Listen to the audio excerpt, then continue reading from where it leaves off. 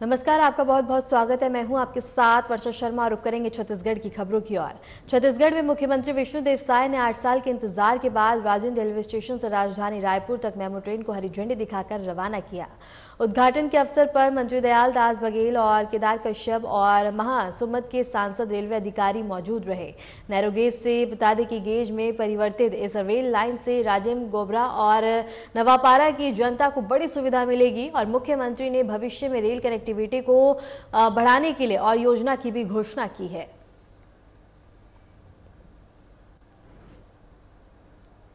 छत्तीसगढ़ के लिए बहुत ही गौरव का विषय है, ऐतिहासिक क्षण है।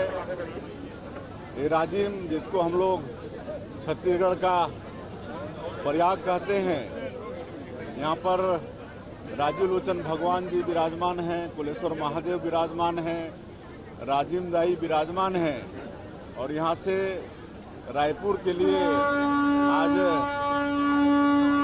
मेमू ट्रेन का शुभारंभ किए हैं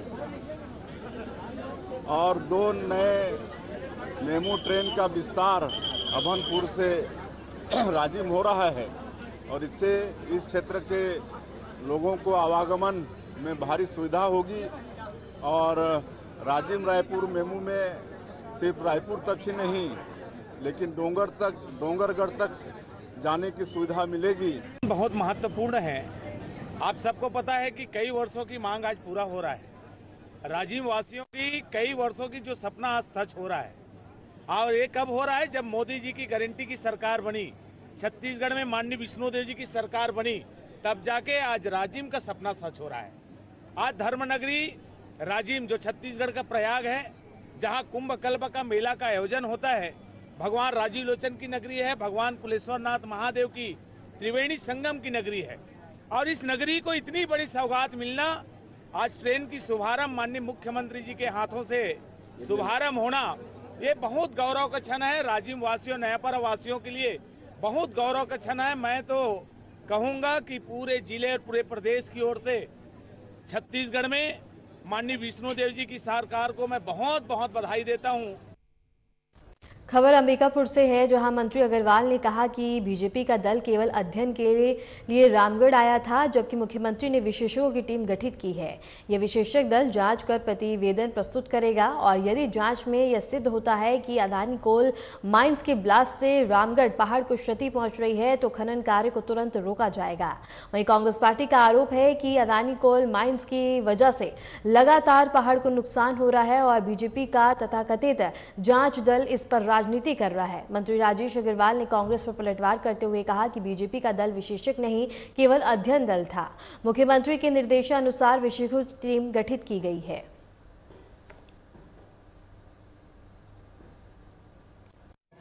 मुख्यमंत्री जी ने एक टीम बनाने की घोषणा कर दी है।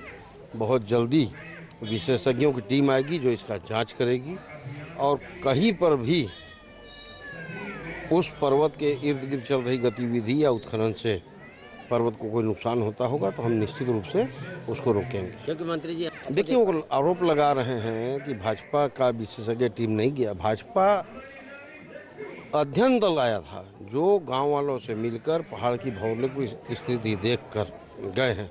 कांग्रेस कौन सा विशेषज्ञों की टीम भेजी है और ये चालू कब हुआ है? जो आरोप लगाने वाले हैं वही यहाँ के नेतृत्व करता थे, उन्हीं के कार्यकाल में चालू। नारायणपुर में 12 मुआवदियों ने पुलिस के सामने आत्मसमर्पण कर दिया है। आत्मसमर्पण करने वाले एलओसी अध्यक्ष और पीसी पार्टी सदस्य, मिलिशिया कमांडर और मिलिट्री प्लाटून पीपीसीएम कमांडर जैसे नक्सली शामिल थे। इन सभी पर 18 लाख रुपए का इनाम घोषित था। आत्मसमर्पण करने वाले मुआवदियों को पुलिस ने 50-50 हजार रुपए के प्रोत्साहन राशि भी दी है।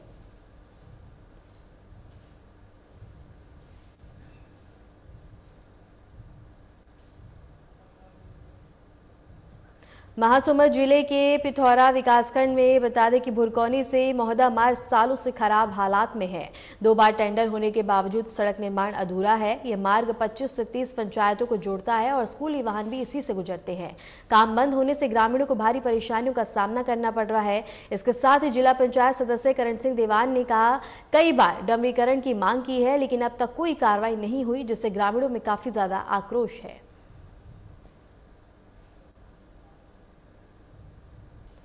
भारी परेशानी का हड़बड़ इधर स्थल देखा तो बार बार गेयर चेंज करे लागा थे एती ओती डबरा खचका अभी से नहीं अबड़ दिन से आज जाथन पूरी गति है ना जाने 10 साल घलोक हो गए मल्ले में। कितने दिन से आ रहे हो आप इस मार्ग में? रास्ता में 10 साल ऊपर हो गया आवत गमो लगा तब भोली इसकी गति है कल लोग ज्यादा बिगड़ जात।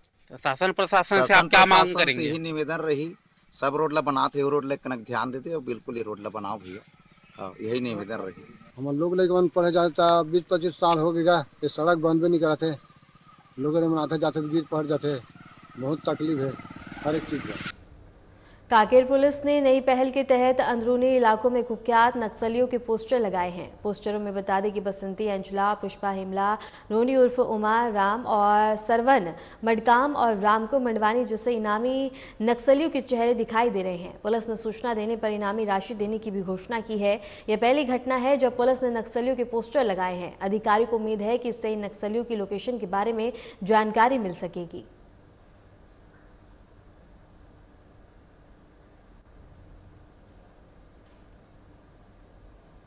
दुर्ग के सिद्धार्थनगर में एक युवक की इलाज के दौरान संदिग्ध हालात में मौत हो गई। परिजनों ने बता दी कि जिला अस्पताल के डॉक्टरों पर गंभीर लापरवाही का आरोप भी लगाया है और कहा है कि गलत इंजेक्शन और उचित इलाज ना मिलने के कारण उनकी जान गई है। घटना के बाद अस्पताल परिसर में तनाव और हंगामे की स्थिति बन गई। पुलिस और अस्पताल प्रशासन ने स्थिति को नियंत्रित करने के लिए कदम उठाए हैं।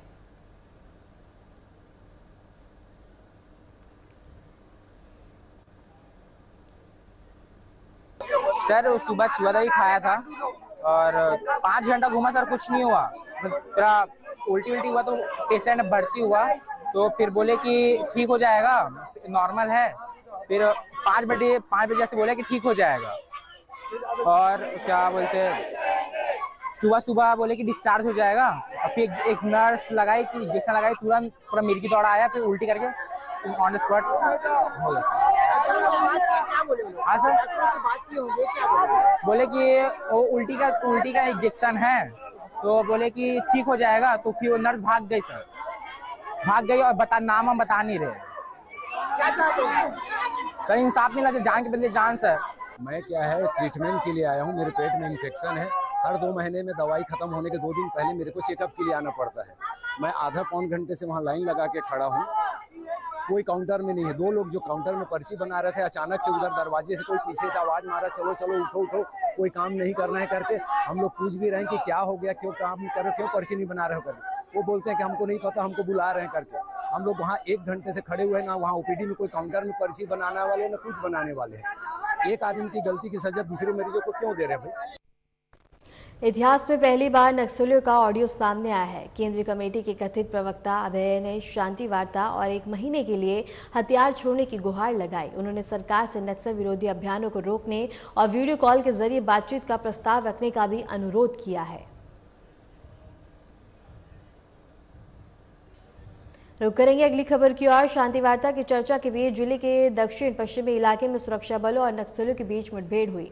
दोपहर के समय रुक रुक कर फायरिंग जारी रही और मौके से 2 नक्सलियों के शव और एक 303 राइफल और एक बता दें कि अन्य सामान भी बरामद किया गया। डीआरजी, एसटीएफ और कोबरा जवान मुठभेड़ में शामिल रहे और एसपी जितेंद्र कुमार यादव ने घटना की पुष्टि की है और सर्च ऑपरेशन अभी भी जारी है।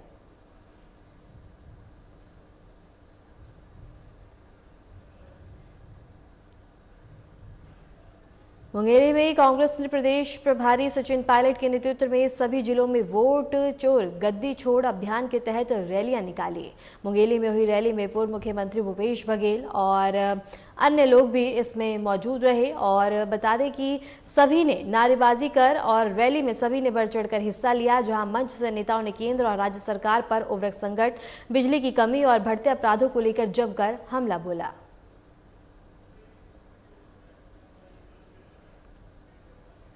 खबर बीजापुर से है, जहां छत्तीसगढ़ के बीजापुर जिले में एक बार फिर नक्सलियों की कायराना करतूत सामने आई। जिले के बता दें कि थाना क्षेत्र के ग्राम बेचरम में नक्सलियों ने एक बार फिर से अपनी कायराना मानसिकता का परिचय देते हुए ग्रामीण की बेरहमी से हत्या कर दी। सूत्रों से मिली जानकारी के अनुसार नक्सलियों ने मृतक पर पुलिस की मुखबिरी का आरोप लगाते हुए उसके घर पहुंचकर उसे जबरन बाहर निकाला और हथियार उसके वार कर दिया, जिससे उसकी हत्या हो गई। और घटना की सूचना मिलने पर पुलिस ने तत्काल मौके पर पहुंचकर जांच जांच शुरू की और थाना जंगला में इस संबंध पुलिस की ओर से रिपोर्ट दर्ज कर ली गई है। पुलिस द्वारा आवश्यक कार्रवाई की जा रही है और क्षेत्र में इस वारदात के बाद से दहशत का माहौल है।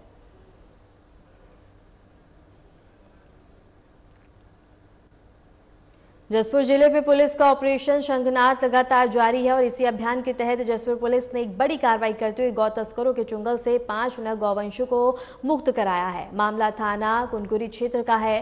पुलिस को सूचना मिली थी कि एक वाहन से गौवंशों की तस्करी की जा रही है। वरिष्ठ पुलिस अधीक्षक शशि मोहन सिंह के निर्देश पर पुलिस टीम ने नाकाबंदी की और संदिग्ध वाहन का पीछा शुरू किया। करीब 5 किलोमीटर तक पीछा करने के बाद तस्कर गाड़ी छोड़कर अंधेरे का फायदा उठाकर मौके से फरार हो गया।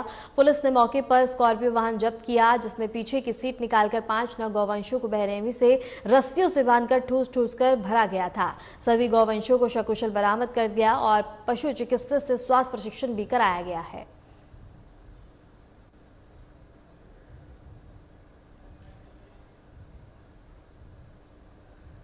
खबर मंदेरगढ़ से है, जहां बता दें कि वन मंडल अधिकारी मनीष कश्यप ने जिले भर के सभी रेंजों के अधिकारियों को सख्ती से अवैध लकड़ी तस्करों को लेकर दिशा निर्देश दिए। वहीं डीएफओ के निर्देश का पालन करते हुए बता दें कि परिक्षेत्र अधिकारी के नेतृत्व में एक टीम का गठन किया गया, जिसके पास वन विभाग की संयुक्त टीम ने रात्रि गश्ती के दौरान बड़ी कार्रवाई करते हुए नीलगिरी प्रजाति की लकड़ी से भरा ट्रक को जब्त किया और अवैध रूप से लकड़ी परिवहन करने वाले ट्रक चालक से वैध कागजात की जांच की गई तो परिवहन नियम के विरुद्ध पाया गया। जब्त लकड़ी की कीमत लगभग 3 लाख रुपए बताई जा रही है और पूछताछ के दौरान वाहन चालक ने जिले के ग्राम पंचायत सरपंच द्वारा जारी एक परिवहन अनुग्रह का पत्र भी प्रस्तुत किया है। विधिवत कार्रवाई हो गई है, जिसमें अवैध रूप से नीलगिरी प्रजाति की लकड़ी का परिवहन किया जा रहा था। ग्राम पंचायत मट्टा के सरपंच द्वारा टीपी पर हस्ताक्षर करके दिया गया था। रात्रि को परिवहन अवैध है।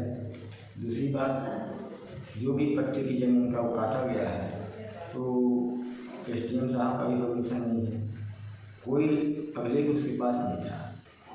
चाटी बेरे के पास स्टाफ के साथ भ्रमण कर रहे थे। चाटी बेरे के पास पहुंचने पर देखा कि ट्रक में लकड़ी लोड है, उसको रुकवा करके जांच किया गया। जांच करने के बाद पता चला कि कागज अभिलेख मांगे।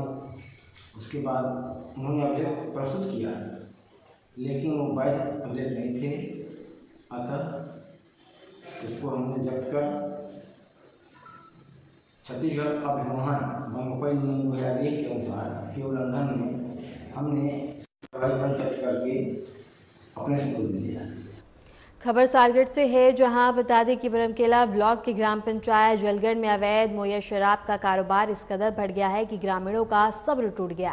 गांव में दबंगई और शराब बिक्री से परेशान होकर सैकड़ों ग्रामीण सरपंच के नेतृत्व में एसपी कार्यालय पहुंच गए और जोरदार विरोध प्रदर्शन किया। ग्रामीणों का आरोप है कि सरिया पुलिस लगातार शिकायतों के बावजूद कार्रवाई नहीं कर रही, जिससे शराब माफियाओं के हौसले बुलंद है।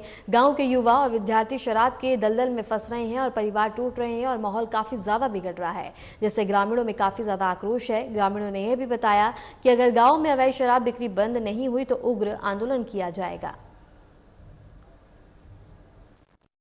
आज जलगढ़ और बरपाली से ग्रामीण लोग आए हुए थे और उन्होंने बताया है कि उनके गांव में कुछ अवैध गतिविधियां चल रही हैं, जिसके संबंध में उन लोगों ने पहले ही समझाइश दी है।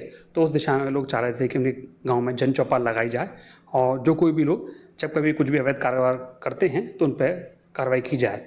तो हमने ग्रामीणों को समझाया है कि पुलिस हमेशा उनके साथ में, इससे पहले भी हमने कार्रवाई की है और अगर भविष्य में भी हमें सूचना मिलती है किसी भी माध्यम से तो हम कार्रवाई करेंगे।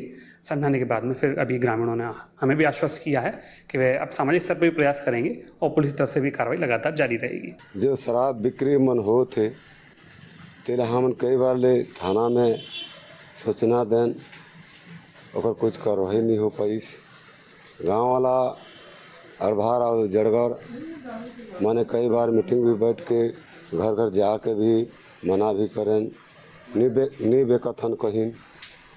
हमन गाँव वाला चुपचाप आहन आ पकड़े नहीं सकन नहीं जानन, तो हम नहीं बेकथन कथें तो थाना वाला कैसे पकड़ के लीस तिला हमला का मालूम। किसे जानी थाना वाला कर घर में दारू मन मामा है करके जो पकड़ के ली गाँव नागरिक ला तो नहीं बैंक कथन करके कथे बोला हैं अभी पकड़े ने तीन उनके नाम मतलब डाकू और कौन हाँ घुटू तिहारू कथे का। तो अभी क्या चाहता तुम ग्रामीण में? हमन कर रही चाहत साहब। क्या नाम लिखा तुम्हारा? फिलहाल के लिए छत्तीसगढ़ की खबरों में इतना ही। नमस्कार।